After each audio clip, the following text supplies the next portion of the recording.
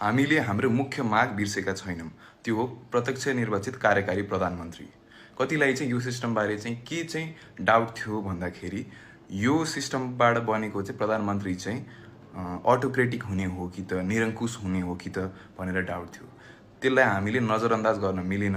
त्यसको लागि हामी यत्रो टाइमदेखि रिसर्चमा यो बाहेक अरू धेरै कुरामा रिसर्च र भन्न धेरैलाई चाहिँ हामी साथ जोड्ने चाहिँ प्रयासमा निरन्तर लागिरहेको थियौँ। यो प्रणालीबाट आएको प्रधानमन्त्रीलाई चाहिँ निरङ्कुश हुन नदिनको लागि हामीले थुप्रै देशका सिस्टमहरू हेऱ्यौँ। कुन सिस्टममा चाहिँ उनीहरू चलिरहनु भएको छ भनेर हेऱ्यौँ। त्यो सबै हेरेर सबैको आकलन गरेपछि चाहिँ we have finally come to a conclusion. हामी बल्ल निष्कर्षमा आयौँ र एउटा हामीले सिस्टम बनाएको छौँ जुनमा चाहिँ पावर ब्यालेन्स हुन्छ, जुनमा चाहिँ प्रधानमन्त्रीसँग यस्तो निरङ्कुश हुने चाहिँ सम्भावना नै हुँदैन। यो बारे हामी छिट्टै एउटा भिडियो बनाएर यो सिस्टमलाई बुझाउनेछौँ, सार्वजनिक गर्नेछौँ। त्योभन्दा पहिला हामी अर्को के पनि गरिरहेको छौँ भन्दा हामी कमजोर छैनौँ।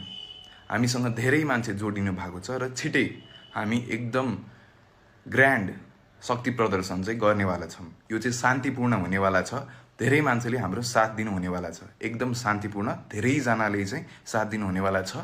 यो स्ट्रगल, हाम्रो यो सङ्घर्ष चाहिँ रोकिएको छैन, पिटिक्कै रोकिएको छैन। मुख्य कुरा हामी गरेरै छोड्छौँ। त्यसको लागि चाहिँ हामी सबैजनालाई चाहिँ जुन बेला हाम्रो शक्ति प्रदर्शन हुन्छ त्यो एउटा मोर्चा होला, एउटा मार्च होला, सबैजना आइदिनु होला। देश बनाउने यो अवसर चाहिँ आजसम्मै कहिले आएको थिएन। अहिले हामीसँग यो शक्ति छ, यो ठाउँ छ हामीलाई। त्यही भएर यसलाई चाहिँ हामी अब गुमाउनेवाला छैनौँ। यो मेरो टिमको कुरा हो र म व्यक्तिगत रूपमा पनि आफ्नो ज्यानको कुनै परवाह नगरी मेरो जिन्दगीको सबभन्दा ठुलो काम भनेकै प्रत्यक्ष निर्वाचित कार्यकारी ल्याउनु हो। त्यसमा म केहीको परवाह नगरी अघि बढी नै राख्छु। त्यो चाहिँ म तपाईँहरूलाई प्रतिबद्धता जनाउन चाहन्छु।